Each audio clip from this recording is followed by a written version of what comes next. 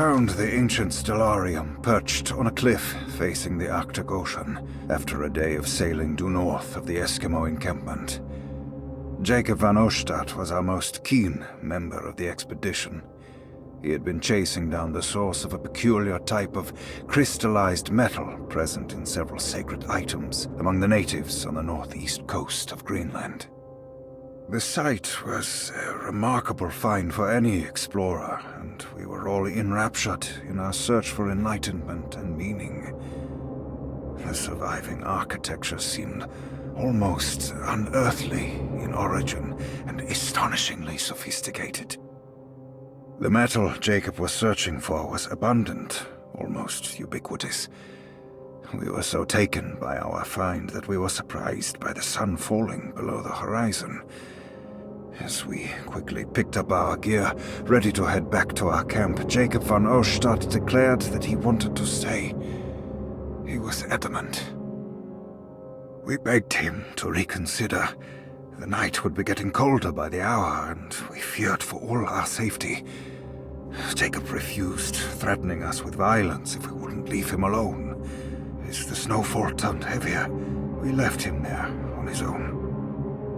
The next day, the weather became worse, and we had to spend hours enforcing our shelter as our tents became increasingly useless. The group had written off Jacob, thinking he must be dead. I had an urge to make one final attempt to save him, so I headed out as darkness fell with a handful of flares and headed toward the coast and up the climb towards the stellarium. That's when I saw him, transfixed by a burning sky, that celestial lantern. Jacob keeled over and let out a painful shriek that struck me with such fear and pity. He was crying in agony, for the cold weather had ravaged his flesh. I called out to him, and he turned to face me. His vacant stare held me in place like a needle through a butterfly, and he said, "You must leave now, Herstan. Go, and never come back." And so I left.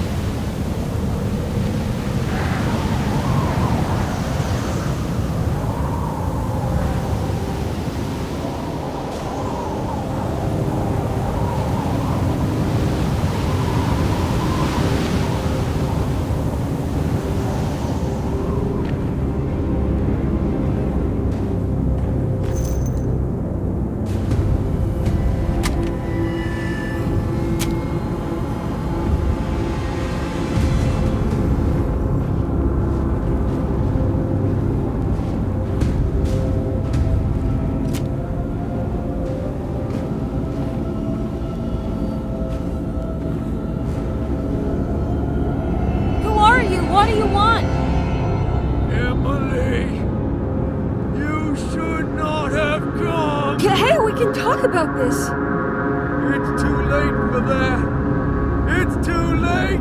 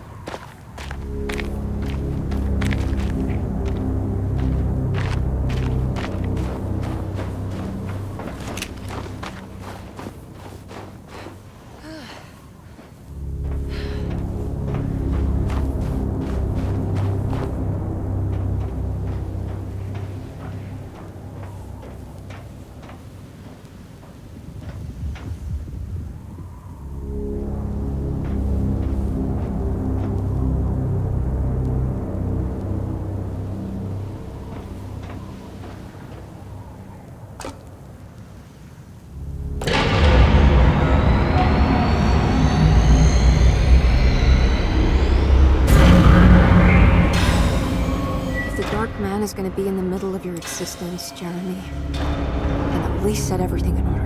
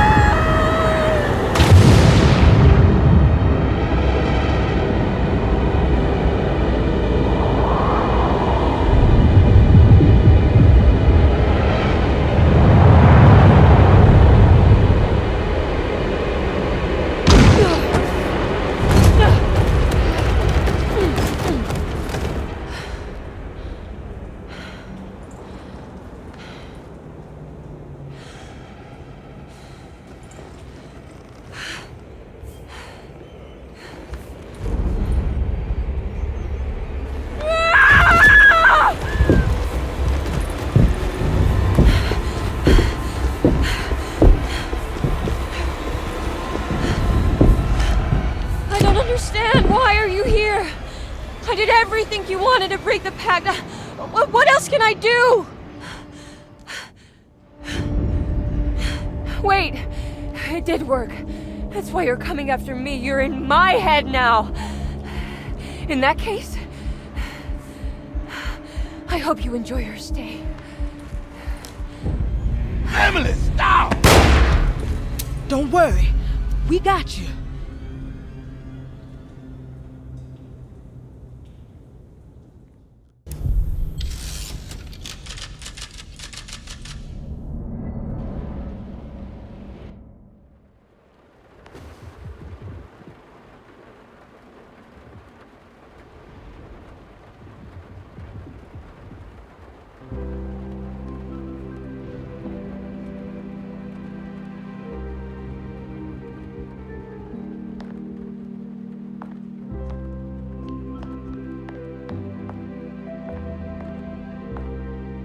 Are you alone? Or is he in there with you? Miss Hartwood is up! Heard you almost painted the foyer with your own blood and guts. Good to see you still in one piece. Stick around, will you? It's going to be an exciting night.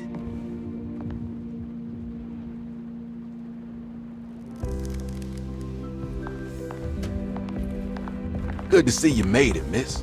And all that ruckus, Lotta gave you a healthy dose of that sleeping juice. Wasn't sure you'd be waking up again. What happened?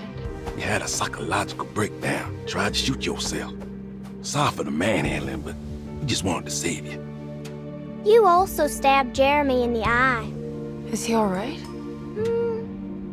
He's a little strange, but everything else is back to normal. Really? I broke the pact? I don't know what you did, but it worked. Let's see you standing up, miss.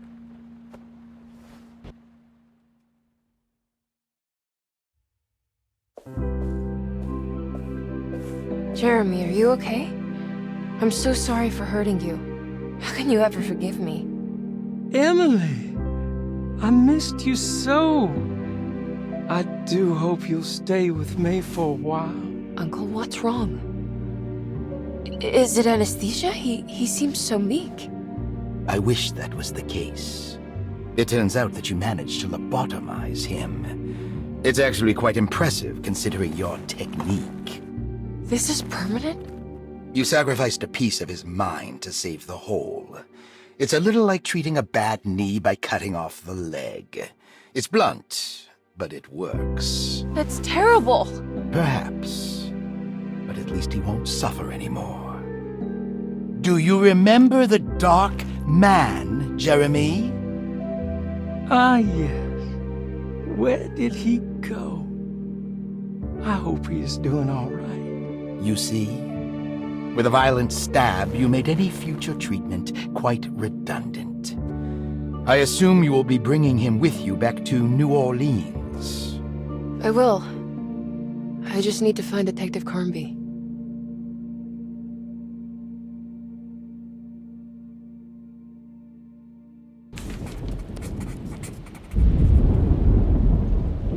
Everything was back to normal.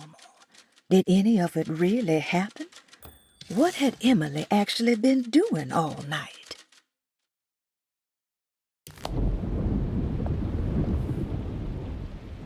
I'll be back soon, Jeremy. Then we'll go back to the city. How fun. I do like riding in the motor car.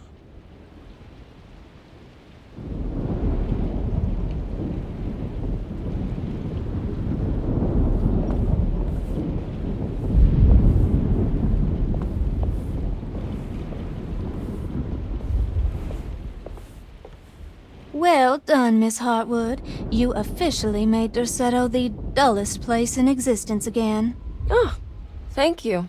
Happy to be of service.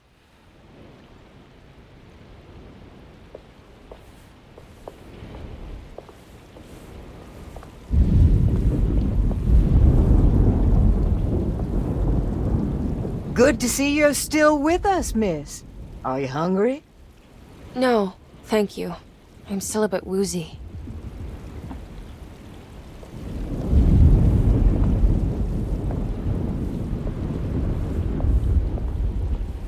Looks like a storm's coming. Radio says it could get real bad.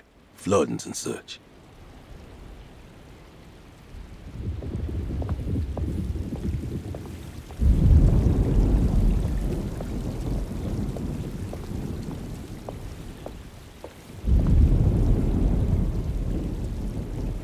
I almost forgot this was here. The very heart of Secreto, you know. Almost time to call on her.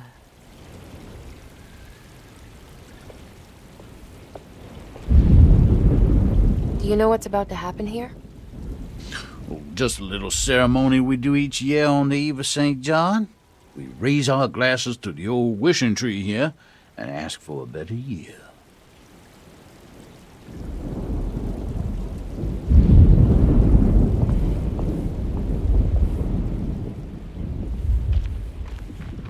What are you doing? Preparing for the ceremony. This time she will come. I'm sure of it.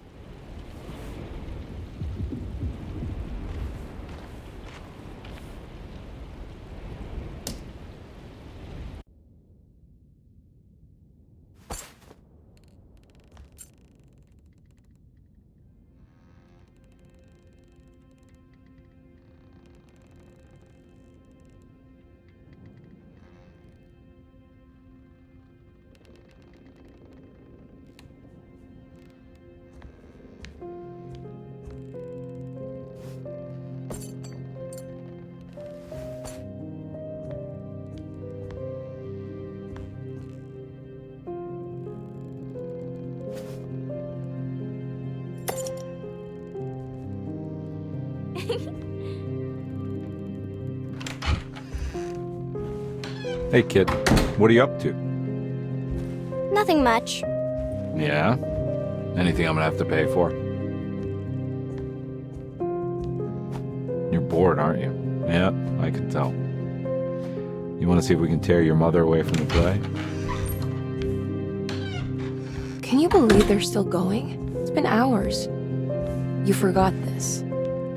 Well, I just didn't want you to think we had abandoned you in there. Can we go home? Yes, please. Can we? What? You guys didn't like the play? It was all right. A little difficult to follow. Oh, I agree. Let's just say there were moments where it left me alone in the dark. Oh, God. That's the name of the play. Whoa, what do you know? Did you like it, sweetie? There should have been a hedge maze. A hedge maze? Uh-huh. And pirates. That would have been fun. Well, maybe next time.